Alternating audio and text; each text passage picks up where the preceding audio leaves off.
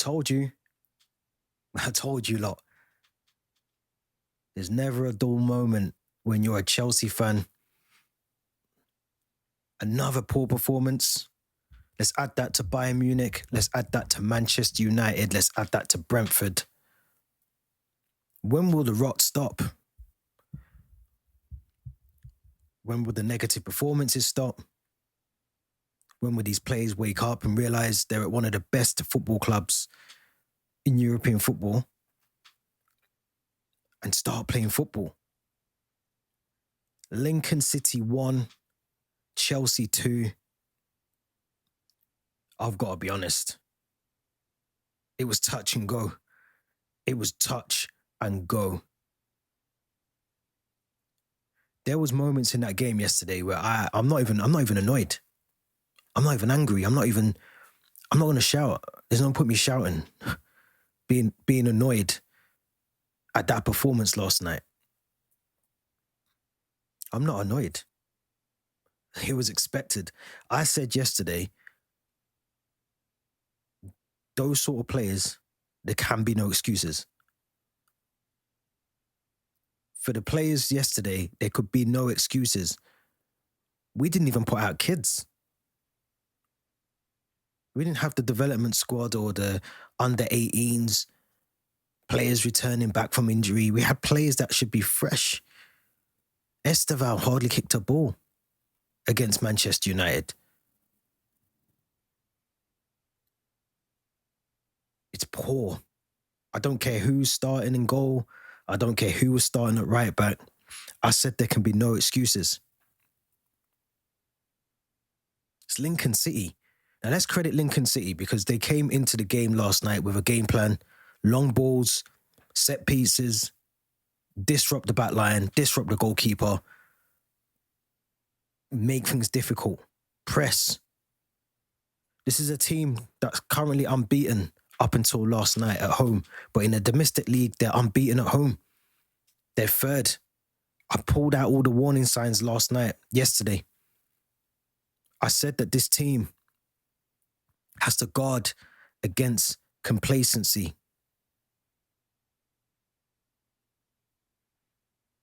That first half was shocking.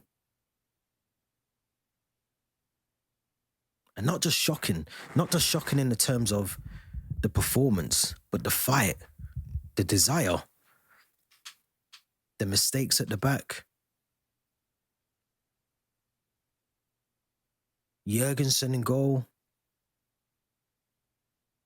It's just a calamity of errors. And this is the thing. We were playing Lincoln City. Not a championship team, not a struggling Premier League team. It's Lincoln City.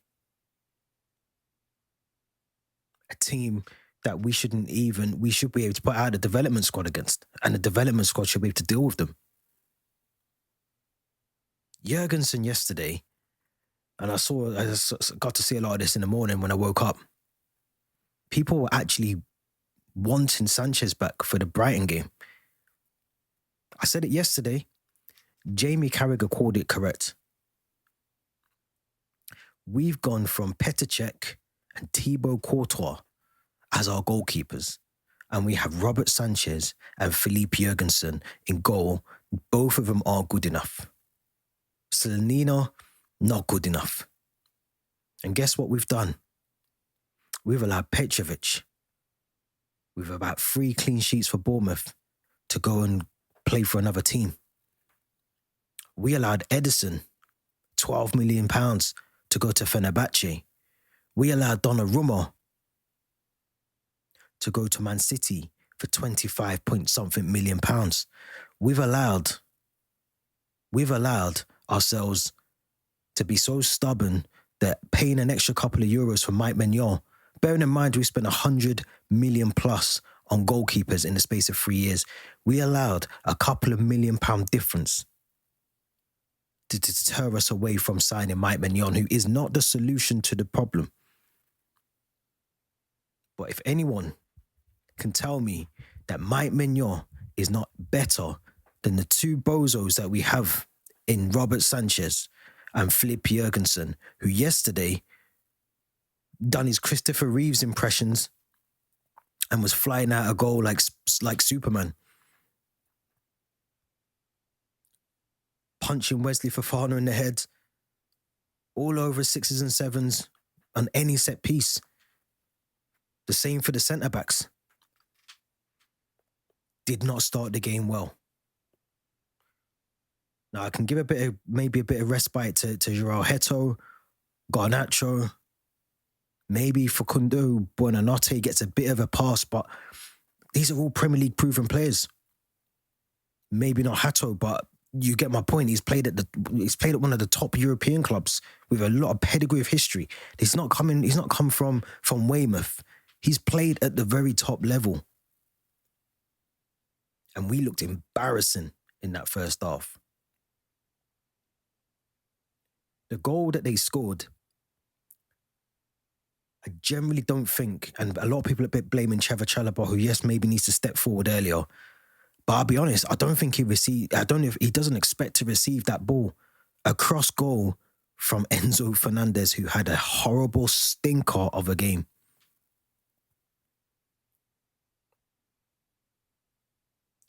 Enzo Fernandez, who's deemed as one of the best players in his role, pings a ball, a cross goal. Trevor Chalobah has 2 attackers on top of him. So I get why he's a bit hesitant to step forward to receive the ball. Can you do better? 100%. But that ball should never be pinged across to Chalobah in the first place. Like I said, I'm not going to scream. I'm not going to shout. I'm not even disappointed. But it tells you something that some of these players, the mentality of some of these players is not good enough for this football club. It tells you that some of these players either think they're too good to play against Lincoln City or they lost trust in the manager a couple of weeks ago. And whichever one of those two things it is, if they're not willing to put the top on, the football shirt, and play for the football club, then they need to sit out the games. Because last night could have turned ugly very quickly. We're lucky that they only scored the 1 goal, Lincoln City. They could have had 2, maybe 3. And it shouldn't take for substitutions or a 15-minute halftime team talk for some of these players to step up and realise what's at stake. Everyone, I say this every single season, everyone turns their nose up at the Carabao Cup until you get to the final and it's Wembley Stadium. And then suddenly you want to win the cup. Last night was a wake-up call. Benfica, Brighton, Liverpool. The next 3. Brighton, Benfica, Liverpool. Last night was a wake-up call. Of course, we don't play that same lineup that we played last night against Brighton, but these are Premier League players versus League One. And in that first half, I couldn't tell which team was the Premier League team. And that's the worry. That's the concern. The only pluses I can take from this performance last night was Buonanotte, who I thought looked very good, took his goal very well, even set up, I think, or was part involved in the first goal for Tyrique George. But those 2 goals are a get out of jail free, not just for Maresca, but for some of them players. Because let's be honest, it could have gone a different way. And I said yesterday, no one is big enough to come out this tournament. Everton got knocked out. Man United have been knocked out. No one is too big to be kicked out of the Carabao Cup. So credit to Tyrique George, who should not be playing number 9. He scored a goal, but you could see from yesterday, he can't play number 9. And credit to Facundo Buonanotte for taking his goal very well. Acheampong, question marks about whether he starts at centre-back. against Brighton. Fofana grew into the game. But does Chalobah need a bit of a break? Does Chalobah need to be taken out of the spotlight? He was forced to come out after the United game. He's been blamed for the goal yesterday. Questions for Maresca. Questions for Maresca. We dodged a big bullet yesterday. We dodged a massive bullet yesterday. We didn't even deserve to win the game. But like I said, credit to Lincoln City. They didn't stop. Only until about the 70th minute, 80th minute, did they actually stop. But up until that point, you always thought they were in the game.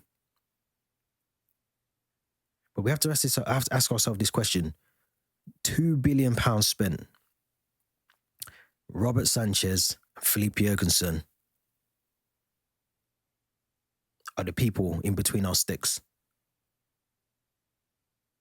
We've got João Pedro, Marc Gui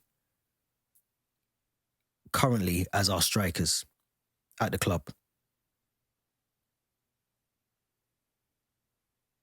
Tomorrow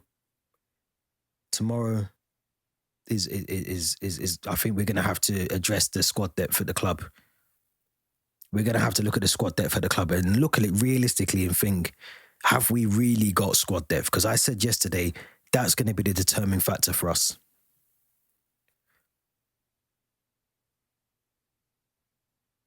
But Brighton, big game. Massive game against Brighton. Massive game against Brighton coming up. Things have to change. We need 3 points. We need 3 points. I'm done. I'm done. Hit the subscribe.